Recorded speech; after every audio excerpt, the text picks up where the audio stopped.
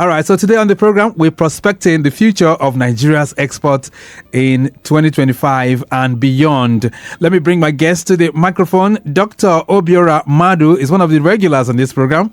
He is a Director General, African Center for Supply Chain and immediate past President, Association of Outsourcing Professionals of Nigeria, AOPN.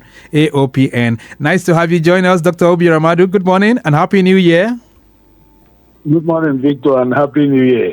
Great. Let's start our conversation by glancing through the mirror of assessment this morning, just to reflect on where we are and how far we've come. So, how did Nigeria fare with our exports in 2024? Well, not too much of improvement because you can't be doing something the same way and expecting a better result. In some quarters, there were a bit of minor increases. In some quarters, there were major decreases. So, as a whole, we are still not optimizing our opportunities in export. We're leaving a lot of money on the table for other people to pick up. All right. So hopefully this year things will be more better, strategic, and then exploit the opportunities that we have. Right. So for me, that's by way of summary. Our we performance, are not doing badly, right, but we can do a lot better. Let's talk about our performance, our logistics performance index for last year. How did we perform in that regard? We didn't perform too well. We did not perform too well because a lot of areas were still very, very weak. Our position was 114 out of 139 that were graded. Rather, our position was 101. A little better than it was. Okay. In infrastructure, we ranked 108 in 2023. In international shipments, we ranked 111. Logistics competence, we ranked 81st. That tells you that what we are doing in logistics education, that the result is beginning to show in logistics performance index. Right. That's actually the best score we had. Then tracking and tracing, we ranked 105. And then timeliness of shipment in and out, we ranked 109. Right. Now, so these are rankings for 2023 because the 2024 results is yet to be out. Are yet to be out. Right. Yes. Now, so generally, our logistics performance index needs to improve. Which is very, very correct. It needs to improve. Yes. So, who does this ranking, Dr. Obiora Madu? World Bank. It's a World Bank Logistics Performance Index, and it is published annually, and it's available on the internet for anybody to go and check. Right. So there are some areas where we have some marginal gains, like the one you talk about, areas of shipment, ranking 81st.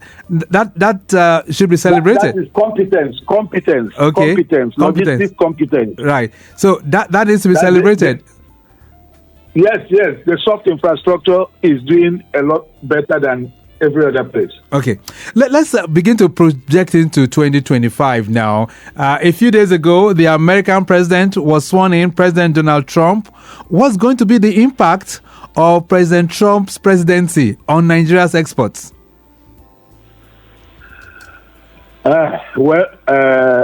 Looking at President Trump's stance, there's likely going to be a significant negative impact of the Trump presidency on our exports. Why do you say that?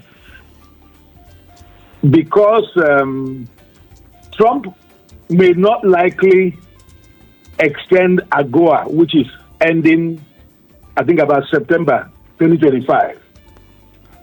That's the African Growth Opportunities Act. African Growth and Opportunities Act. Right. African Growth and Opportunities Act.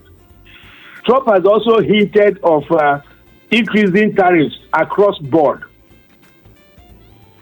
So with these things, these very situations, we are going to be affected negatively, most likely. But the only area that we may gain is the fossil fuel. Because Trump doesn't believe in this climate change, alternative energy, and the rest of them. So that might help our oil. Okay. That might help our oil export. But his stance in other areas is likely going to affect our other exports, including food and the rest of them, negatively. Right. So Nigeria should be prepared for these 4 years. Should we be holding it with some kind of trepidation? Is that the approach?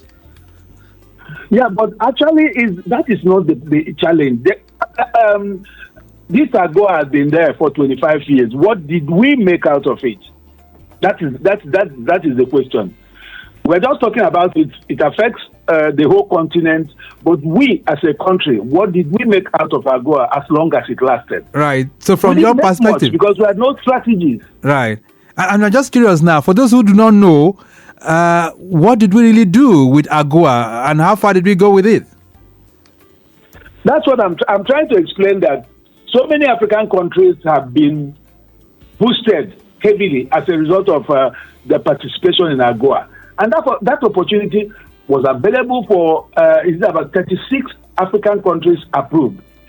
About 6,400 items into America, duty-free, quota-free.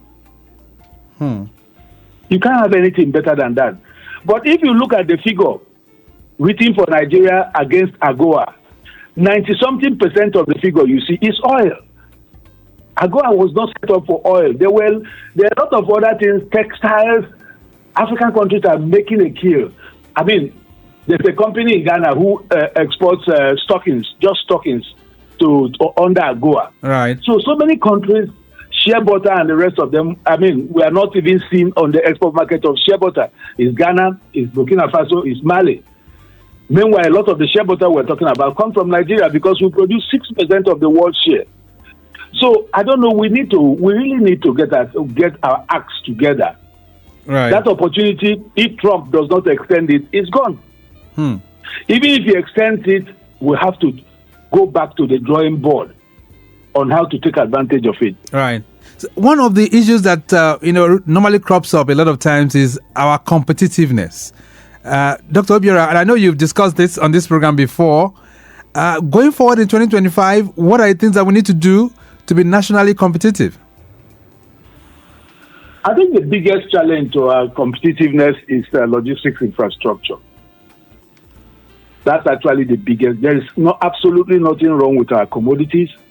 We have among the best commodities you can think of in the world. Our cocoa has a different flavor. Our sesame seed oil is among the best. In fact, our ginger is the only ginger in the world that has specialty oil. So nothing wrong with our commodities. But the fact is that this infrastructure is where the challenge is. Right. Because it's raising the cost of doing business. We have inadequate transportation network, inefficient custom procedures, limited warehouse and storage, poor tracking and tracing, because these are all the things that are affecting our performance in the logistics performance index. Right. Then, of course, talk about corruption and bureaucracy. Okay, so yes, go ahead. Go ahead. No, you go ahead. Yeah, so I was saying that there's a huge benefit that we could gain from if we improve our logistics infrastructure, increase export competitiveness. That's number one. Then, of course, transaction costs can be reduced.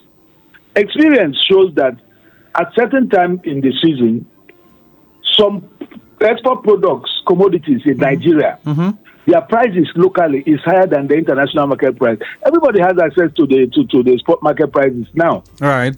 So then, of course, we can improve delivery times if the logistics infrastructure improve, quality of service, and increase in economic growth and opportunity.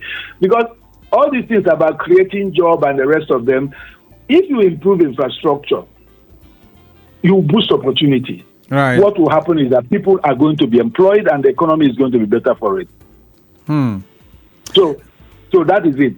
we need to do something about our logistics infrastructure, because that is the main thing that is holding us down. All right. In competitive. Logistic infrastructure is one. What about certification of our products, Dr. Obiora? I was speaking with, somebody was heading one of the chambers of company, chambers in Nigeria, and he did say most. Hello, can you hear me? Hello? I'm hearing you now. Can you come with the question again? Okay. Yeah, go ahead. So I was talking about certification of our products, certification of our commodities. That's another major challenge. Can you just speak to that? Because I was speaking with someone who was heading one of the chambers. It's actually breaking. It's breaking. I'm not getting the question. It's breaking. Okay. All right. I'm just going to take a short break then. Lagos Traffic Radio 96.1 FM. Prospecting the future of Nigeria's exports in 2025 and beyond is our focus this morning. Dr. Obiora Madu is our guest, Director General, African Center for Supply Chain. We're going to take a short break. When we return, we find out from him what we can do to ensure that most of Nigerian commodities are certified in the international community, and then we can make as much gains as what is required. A brief break. We'll be back. Nigerian shippers cancel day to serve you well. No matter the problem, we go solve them for you. Yes, so the Nigerian Shippers Council, they feel in a parole now for every level. And as soon as goods, they move from port A, go enter port B with a measure within on a need. For the Nigerian Shippers Council, we don't sharp proper to fit hear you wella, work with you wella, and help you fit serve your customers them better, no matter where them day. As we country port economic regulator, the Nigerian Shippers Council get every now to fit make government consider the problem where shippers them they face. Visit we office for number 4 or to buy your daily show your daily. Papa, email us for nsc@shipperscouncil.gov.ng. We website now www.shipperscouncil.gov.ng. Allow us on top 0818-888-8895 or 0703-584-6468. For you, we dey gidigba. Nigerian Shippers Council with the meeting now for the port of Nanir.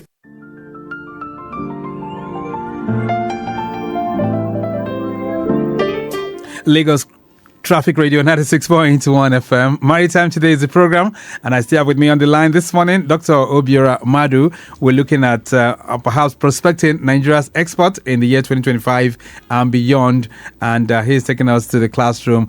Odunola is still very much within that corridor, and he's saying this is not funny towards Echo Bridge. Still very much on a standstill. Traffic managers there, help us with the latest. There's a rehabilitation work which is ongoing at Echo Bridge inwards Akpogbon. So it's really affecting those of you on that corridor.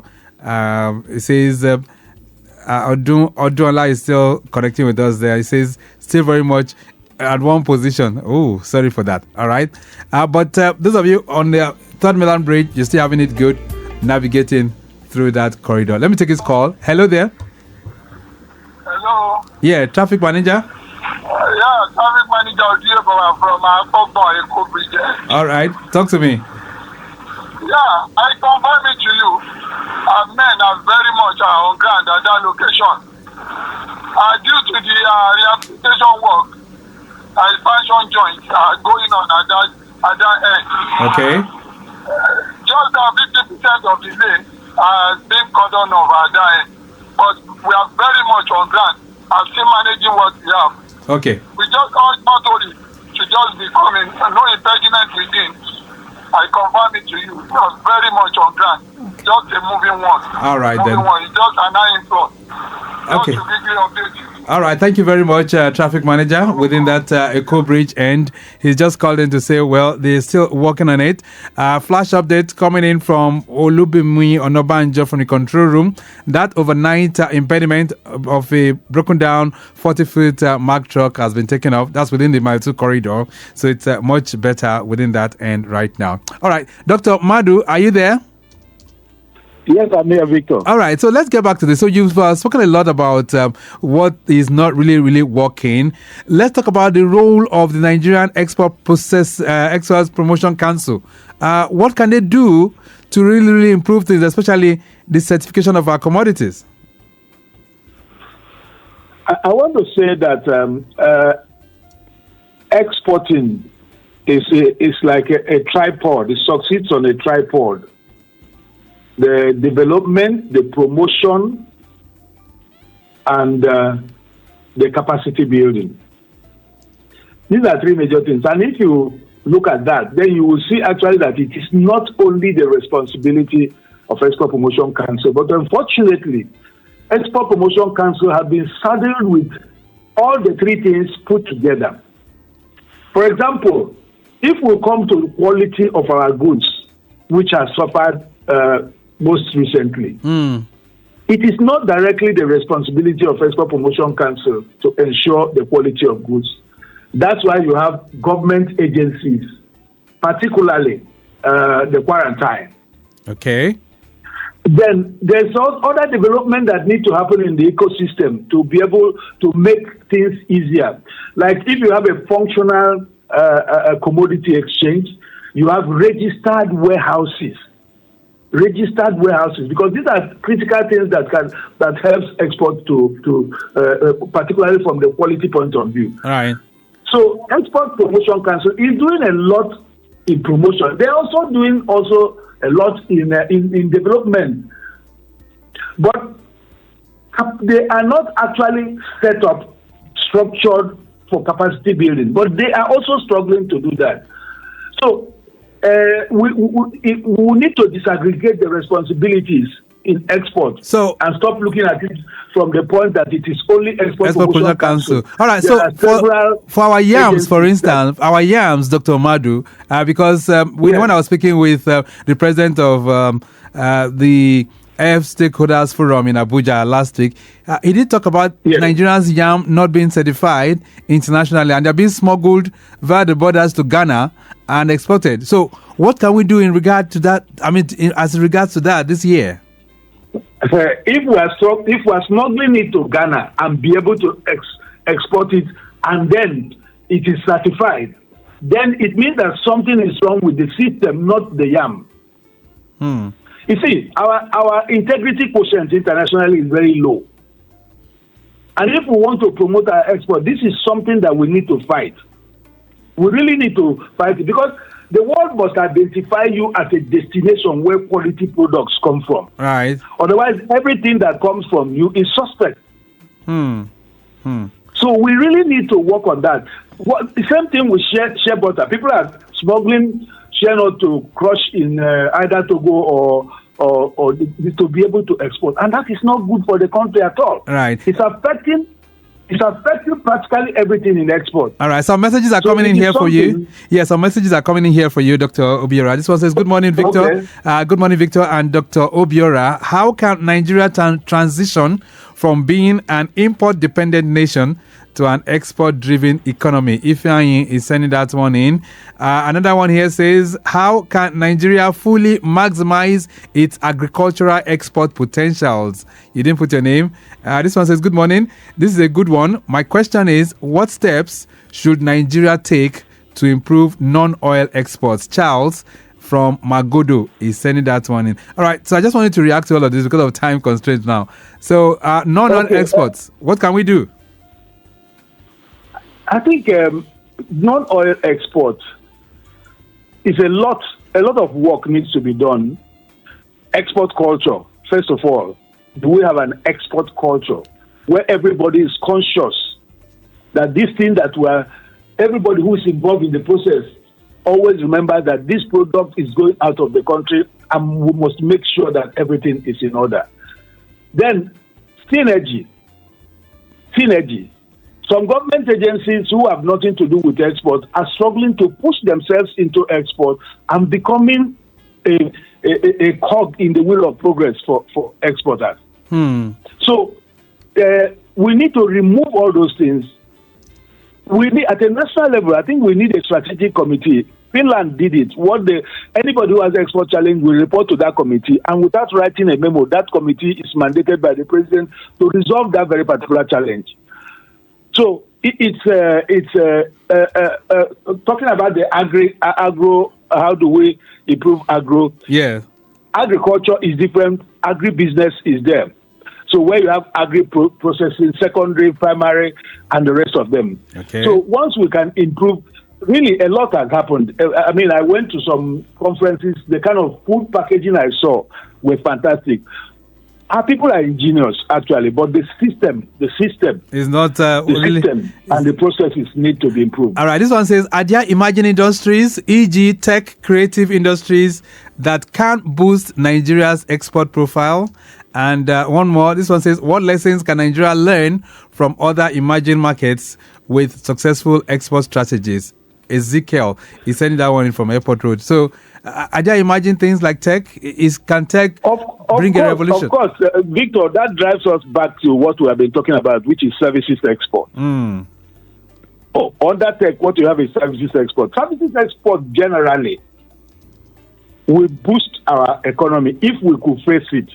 Generate employment, like outsourcing alone, generate solid employment. Then, of course, also have a lot of freelance people that can be who are working for foreign companies that can be captured. A whole lot of things, but we are not paying attention. Services is about 50-something% of our GDP locally. So that tells you that it is huge. What component of those services are being exported? We don't even have the records.